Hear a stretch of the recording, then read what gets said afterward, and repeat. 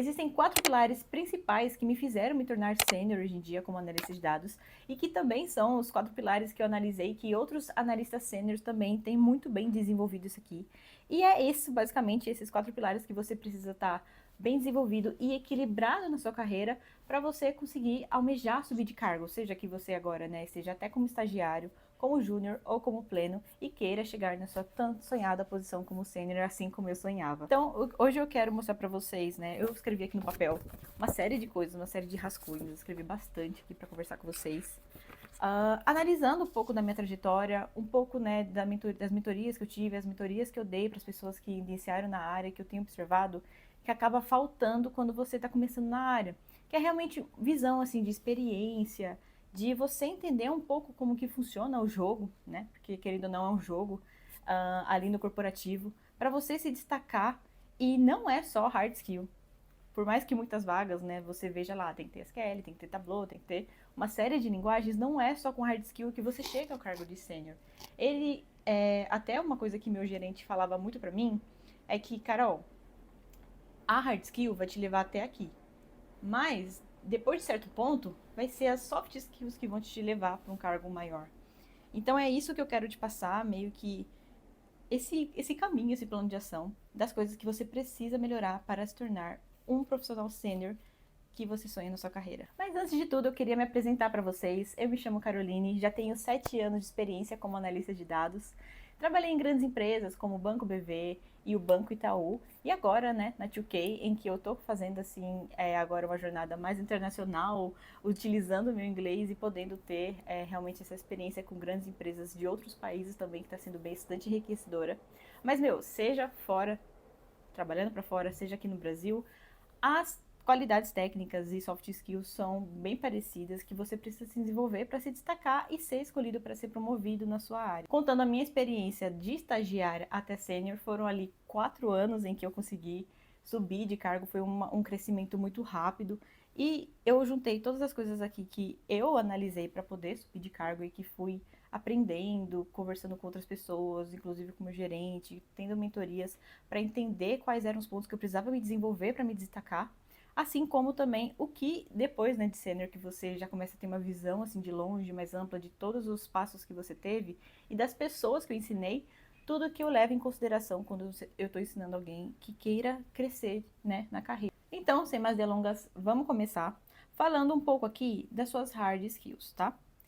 Eu sei que pode parecer meio repetitivo falar um pouco de hard skill primeiro, mas é importantíssimo falar, porque a gente também tem que ter em mente que o mercado vai olhar muito, em primeiro lugar, para suas hard skills. Elas são requisitos que eles vão te tirar de primeira ali quando você for enviar o seu currículo no processo seletivo, ou se você realmente for conversar com o seu gestor. Ele vai primeiro avaliar se as suas hard skills estão boas. Então, por isso que é muito importante, e é por onde as pessoas sempre começam, né? Estudando SQL, Excel, Tableau, Power BI, e aprendendo essas ferramentas. Então, para você entrar no mercado de trabalho e para começar a se destacar, você precisa estar muito bem em questão de saber responder como que se faz muito bem uma análise, como se cria um gráfico, qual tipo de gráfico utilizar, em que momento utilizar, como contar uma história de storytelling de dados. Isso tudo é esse pilar de hard skill ali que você precisa desenvolver. E nesse pilar, o que o seu gestor provavelmente vai analisar? Se você está classificado em uma dessas 3 categorias, né? Nessas 3, na verdade, níveis de conhecimento. Se você é um iniciante, se você já está como intermediário ou se você está como avançado. Aqui, como iniciante, eles vão realmente se enquadrar aqueles cargos de estagiário, às vezes até um aprendiz, né? Quem sabe tem pessoas já começando como aprendiz nessa área de dados ou como um júnior. Então, é realmente isso que a pessoa espera, que você está pegando ali a ferramenta, que você está se adaptando, que vocês já tem meio que um conhecimento prévio, tá? Vale lembrar que às vezes o estagiário, ele pode ter tido zero a quase muito pouco contato com essa ferramenta, bem com essa pegada de aprender lá dentro. Mas o júnior não, ele já tem que ter ali um pouco mais de experiência, saber se fazer seus primeiros relatórios sozinhos, suas primeiras queries. Então, é isso que vai te dizer se você está enquadrado ali num cargo mais júnior, mais estagiário. Já quando você está com conhecimento intermediário, aqui eu coloco o júnior e mais ou menos aqui tá um pleno. Por quê? O pleno, ele já está se encaminhando para um conhecimento mais avançado. Eu não diria que um conhecimento intermediário seria classificado como pleno. Por quê? Olhando somente para cargos, um júnior, um estagiário, é aquela pessoa que ainda está aprendendo e entregando valor. Então, você é basicamente pago para aprender. Eu sei que nem todas as empresas pensam assim, tá, gente? Mas, teoricamente, você está sendo pago para aprender e se desenvolver. E aí, conforme o tempo vai passando, você vai fazendo suas entregas. Geralmente, você tem algum suporte de uma pessoa mais sênior, do seu gerente, de um coordenador, ou então até de alguém de negócios ali para te dar todo o apoio. Mas você não consegue se virar 100% sozinho. Às vezes precisa de alguém para fazer uma ponte, a sua questão de negociação, de prazo, não está muito ali bem definida, etc. E às vezes na query você vai precisar de alguma ajuda, porque geralmente tem muitos problemas de performance, a query fica muito pesada. Você consegue ali construir a lógica dela, mas ela não está muito performática, às vezes ela não está de uma forma mais robusta, assim, construída, digamos assim. Então, é isso que vai definir se você está nesses cargos mais iniciantes aqui. Agora, quando a gente fala de intermediário, já é aquele júnior que ele já pegou essa primeira parte e agora ele está começando a se virar mais sozinho. Já está começando a se entender bem, vai começando a pegar alguns projetos que pergunta menos, né, que tem menos contato com outras pessoas para poder resolver, enfim. E aí você já estaria classificado ali mais como um júnior indo para pleno. Um pleno, ele já tem um conhecimento de intermediário avançado. Então, ele consegue se virar sozinho. Muitas vezes, questão técnica, você pode até conhecer algumas pessoas que têm um perfil pleno, né, que tem um cargo pleno, mas que nem sabe coisas assim tão diferentes de um sênior, assim, alguns casos. Porque o pleno, ele vai se destacar e se mostrar, né, para um cargo de sênior, assim que ele já domina muito bem tecnicamente, que ele tá assim, ó, meu, se virando sozinho, tá até ensinando muitas vezes. E aí ele começa a liderar, ele começa a disseminar o conhecimento para outras pessoas, que aí já começa a ser sim um perfil mais de sênior. Claro que o sênior ele vai ter ali realmente o conhecimento, né, de avançado para cima, de que aí eu até colocaria aqui um novo nível de um expert mesmo, que aí essa seria a diferença, que ele vai ter ali a base dele do avançado para expert, tá? Esse aqui seria o sênior. Ali estaria o conhecimento dele. Já um júnior, muito provavelmente você não vai ser promovido para pleno se você tiver um conhecimento de hard skills muito iniciante, tá? Quando você estiver pisando ali no intermediário, ou já bem consolidado no intermediário, se virando bem sozinho, se tornando até de referência para quem é no cargo menor que o seu, por exemplo, um estagiário aqui, aí sim você vai ser cogitado para o cargo de pleno, porque as promoções, elas sempre são assim. Quando você já está desempenhando um papel a mais que o seu, aí sim você é promovido. E não pelo seu potencial. Então, às vezes, eu, né, tinha um potencial muito grande de aprender muito bem aquela ferramenta. O meu chefe poderia ter apostado em mim para ser promovida para júnior, por exemplo. Mas só depois que eu mostrei o meu conhecimento de fato nos projetinhos que eu fiz como estagiária, que aí eles viram confiança e me trouxeram para o próximo cargo como júnior. Então, a gente tem que sempre provar antes, né? Dar um passo um pouco para frente para depois, sim, ser considerado para a próxima oportunidade, para o seu avanço no nível da carreira. Agora, falando de soft skill, que eu quero só dar uma lapidadinha antes de falar dos 4 pilares para você, calma que está chegando. Aí vem uma série de coisas, porque, até já dando uma dica, uma pessoa sênior, muito provavelmente, ela é referência em algo. Ela pode ser uma referência técnica, ela pode ser uma referência de lidar, por exemplo, de fazer ponte entre áreas. Então, eu consigo conversar com aquela área, eu consigo conversar entre engenharia, data science, análise de dados e negócios. Eu consigo, né, ter tudo isso muito bem administrado.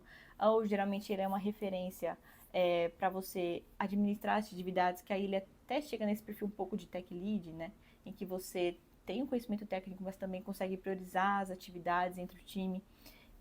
Isso é muito importante de você ter, né, como soft skill, quando você vai ser reconhecido como sênior, que torne-se referência em algo.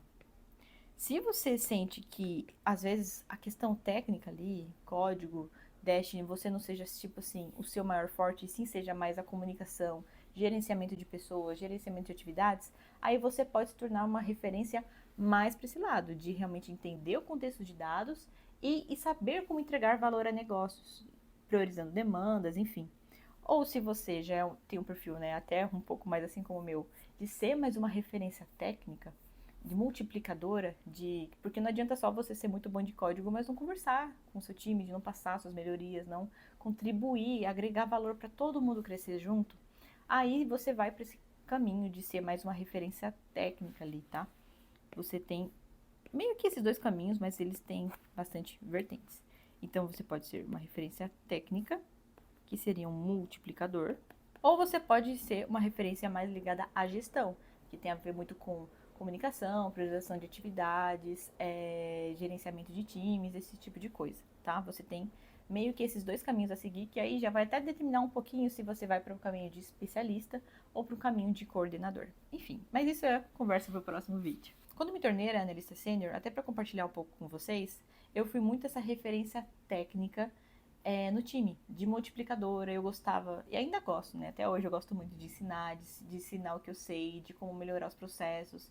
Então, tudo que eu fazia, eu gostava de multiplicar para o pessoal do meu time, para que todo mundo crescesse junto comigo. Então, com base nesse meu perfil, que aí foi que eu estruturei meu método, desses 4 pilares que eu vou mostrar agora para vocês, que era o que eu fazia quando alguém de novo chegava no time, como eu explicava para eles, todas as coisas que eles precisavam entender e dominar até para se destacarem e chegarem ao cargo de sênior, que, né, teve muitos colegas que hoje em dia já são sênior, que eu comecei ali treinando, que foi muito bom ter essa troca com eles, pessoas que chegaram como estagiário, foram promovidos para júnior, ou de júnior para pleno, e que, meu, se você domina esses 4 pilares, você vai crescer muito rápido na sua carreira. O primeiro deles seria o pilar de stakeholder. Toda vez que a gente vai entregar algo, a gente entrega algo para alguém, né? Então tem sempre esse stakeholder, que é um termo em inglês, que seria meio que quem sustenta aquilo, tá? Em que está apoiando e precisando daquela solução que você está construindo.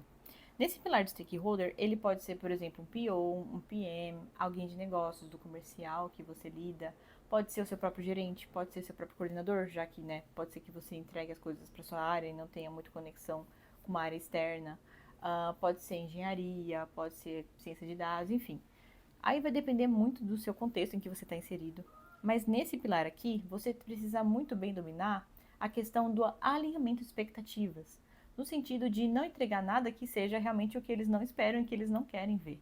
Então você precisa ter muito esse conhecimento de negócios, um bom relacionamento com esse stakeholder para identificar como que você consegue atingir essas expectativas que ele está tendo.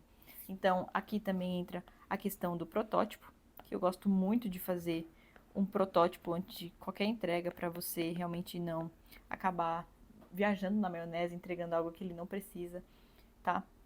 Rascunho, tudo isso. É nessa etapa que você vai definir exatamente da onde a gente vai começar, aonde a gente vai terminar, qual o prazo para isso acontecer e o que você está esperando como ganho no final. É muito legal que você tenha tipo um checklist de perguntas a fazer com esses stakeholders, que eu costumo fazer, que eu também tenho na minha mentoria, que é muito legal para você entender exatamente o que ele quer e entender o perfil dele.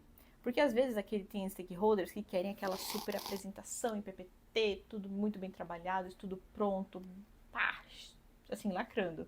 E já tem outros que não, às vezes só um Excel ali com os números já tá excelente para ele, que era o caso do meu gerente. Então aqui envolve muita estratégia e conhecimento de negócios. Porque você precisa dominar muito bem de negócios e ter estratégica com que público que você vai conversar para poder desempenhar bem esse pilar. O segundo pilar seria o de storytelling. É meio óbvio, né? Tipo, todo mundo estuda storytelling para fazer algum dashboard, mas não é nesse sentido que eu tô falando.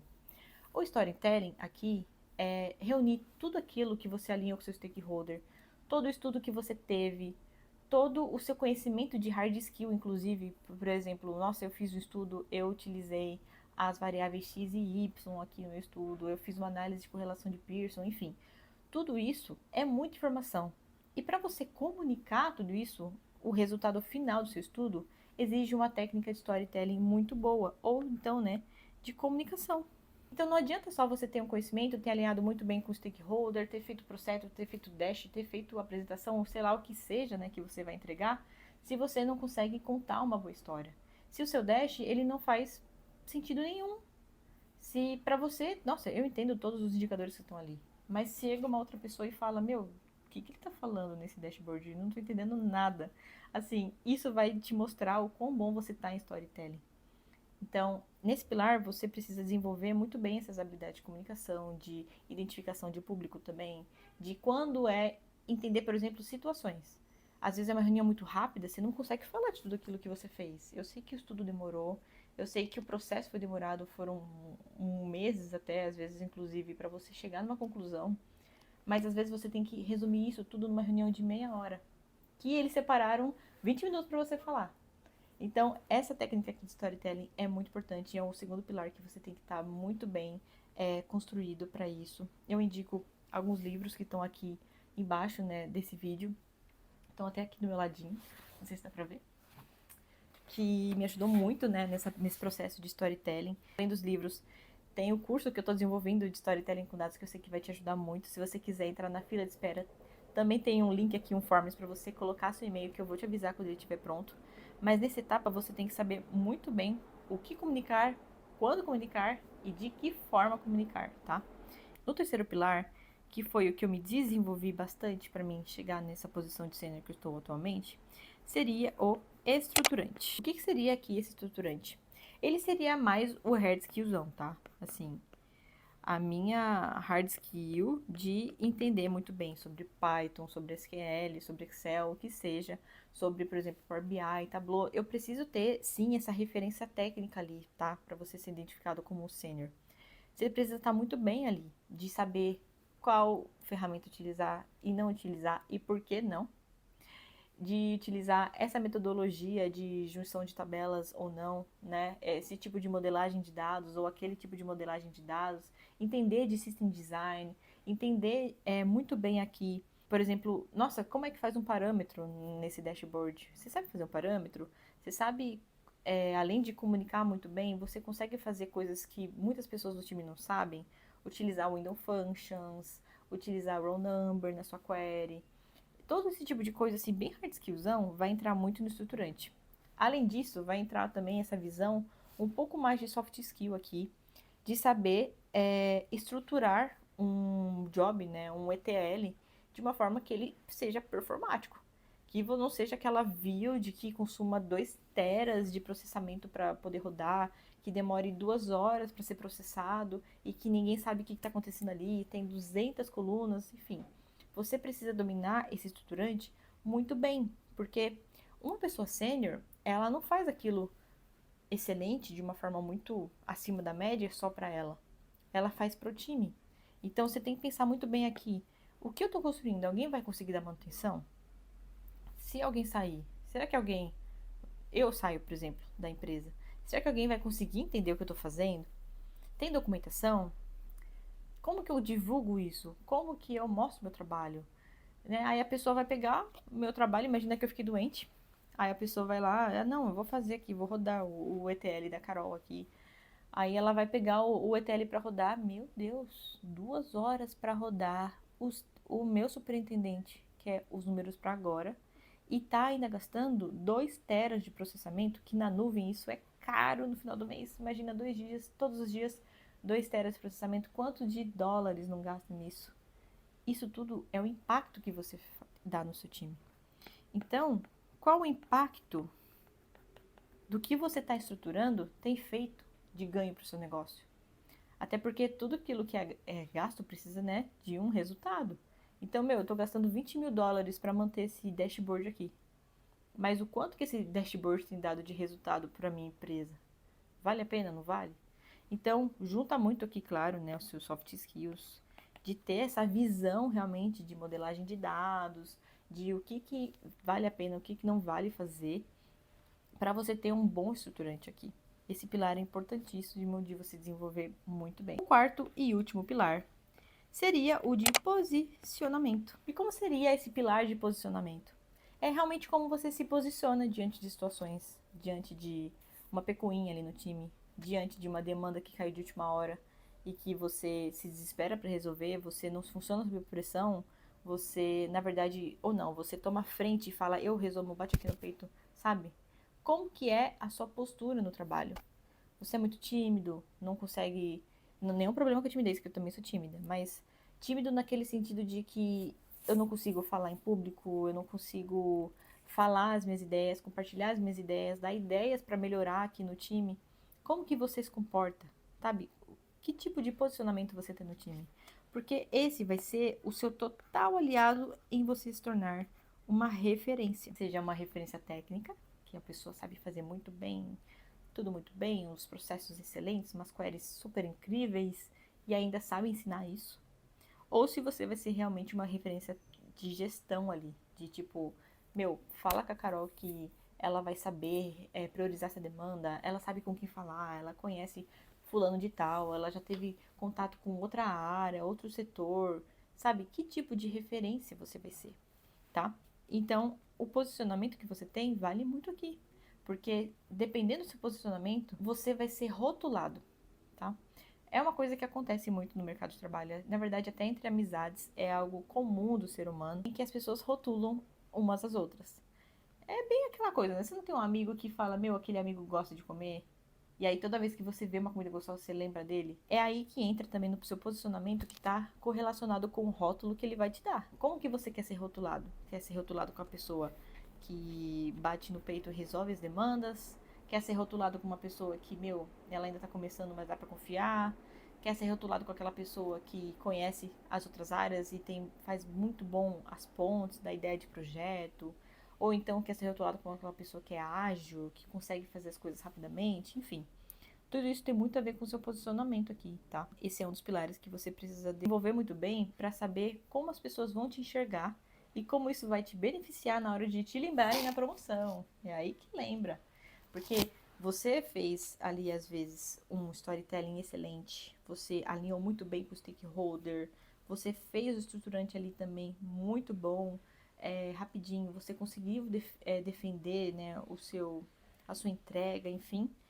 Mas às vezes você esqueceu de se posicionar para o seu chefe, que você fez tudo isso. Eu já tive esse problema. De fazer o mundo, mas não me vender. Não vender para o meu stakeholder, não me vender para o meu chefe, para aquela pessoa que vai me promover. Então isso tudo aqui, ó, ficou invisível. Se perdeu. Ninguém sabe o que eu faço.